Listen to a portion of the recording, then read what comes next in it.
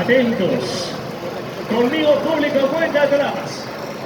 10, 9, 8, 7, 6, 5, 4, 3, 2, 1. ¡Adelante!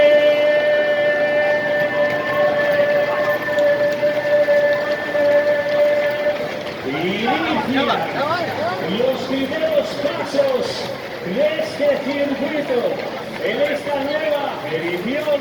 Ya son 16 los años que venimos